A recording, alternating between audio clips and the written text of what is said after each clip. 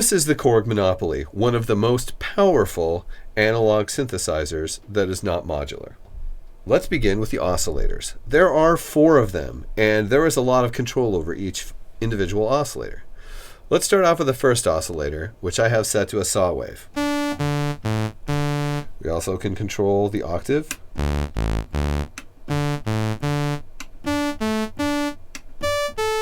Let's add another saw. You have the ability to individually tune each oscillator.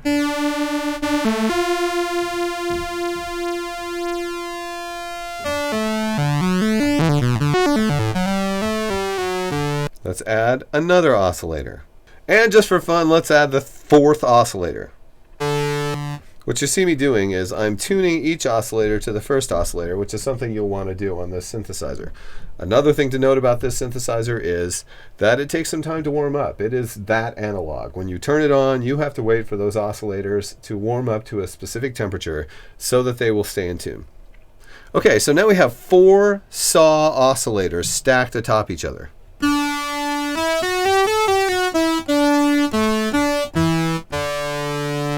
That's a very big sound.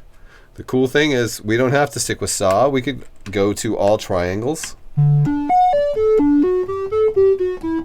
Or we could go to square waves with pulse width modulation, which is controlled over here. Right now, the pulse width modulation is set to MG2, modulation generator 2, which is the second LFO.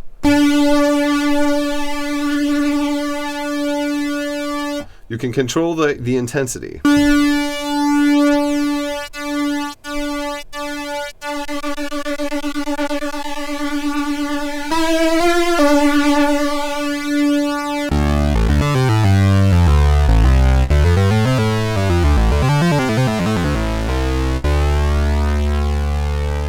That is the great sound we're getting before we've even touched the filter. You can also set the pulse width modulation to MG1, which is LFO1.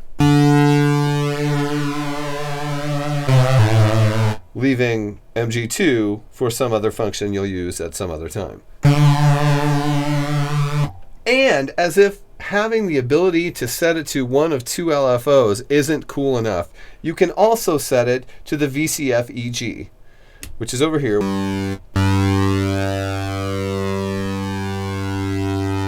You can still do what Korg calls a pulse wave, which is actually a square wave. The square wave, or PW as it is listed on here for pulse wave. Let's listen to that one oscillator at a time. And of course, you can control the pulse width. 5 is about 50% duty cycle, which is a square wave. And then as you turn it more towards 1 or more towards 10, it becomes thinner and thinner towards the pulse wave. And then to the point where it doesn't exist.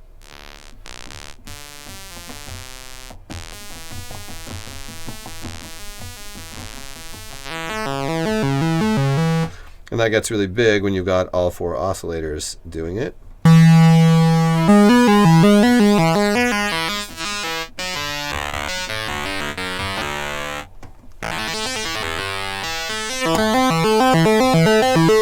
So you can get a really gigantic sound, and you have all of these combinations you can do with these oscillators. Like we've got 1 on pulse width, 1 on pulse width modulation.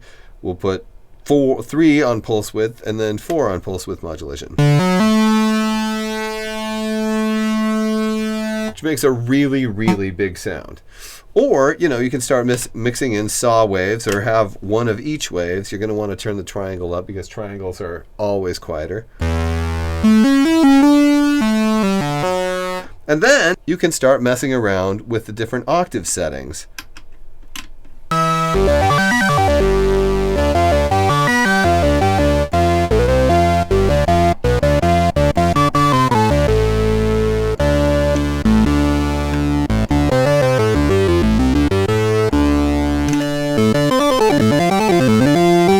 So in the oscillator section alone, you have such insane possibilities. There is such a great amount of variety that you can generate with the oscillator section alone, because Korg has given you 4 different oscillators, 4 different waves per oscillator, 4 different octave settings per oscillator, the ability to individually tune, which I'll get to next, and the ability to mix the various levels of the different oscillators.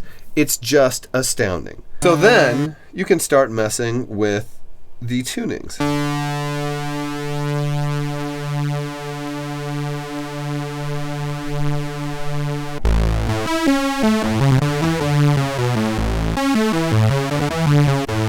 You can see how fat that actually gets.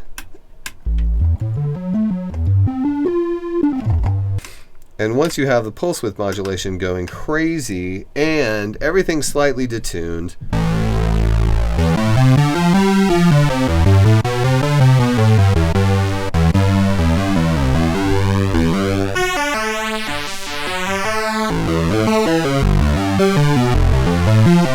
you see just how big a sound you can get out of the synthesizer. I'm setting all the oscillators back to the point where they're all in tune with each other.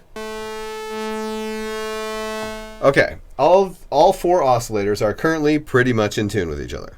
Korg is so nice to you because if you were playing, you want to be able to get that detuned oscillator sound immediately. And they've given you the ability to do that by providing you with a detune knob, which slightly detunes each oscillator from each other.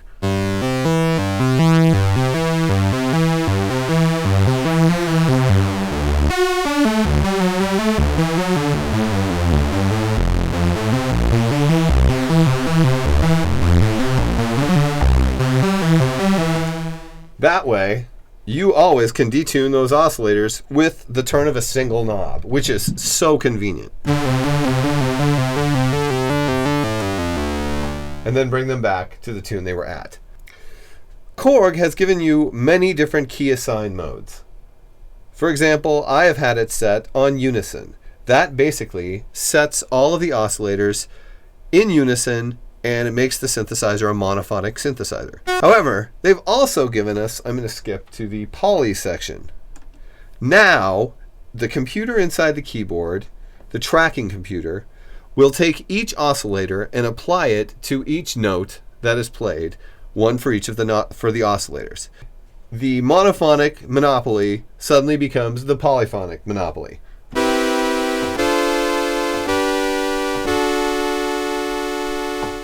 And because each of these oscillators has the functionality that it does as far as tuning and pulse width modulation, you can get a very fat sound without needing multiple oscillators layered atop one another.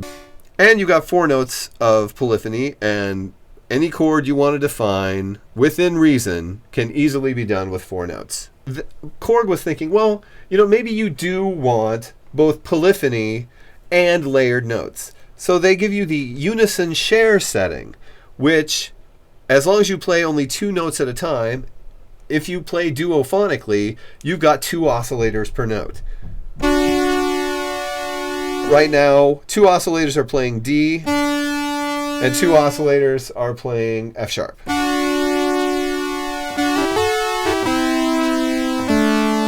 So there, those of you who are complaining about not having layered oscillators, Korg has allowed you to do so. Or, let's say you're extremely lazy and you don't want to play all these chords. You'd rather one note it.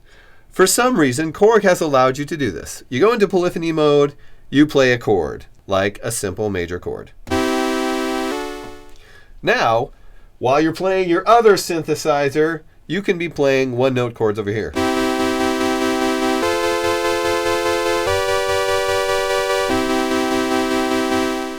Go back to poly mode and let's play a minor chord.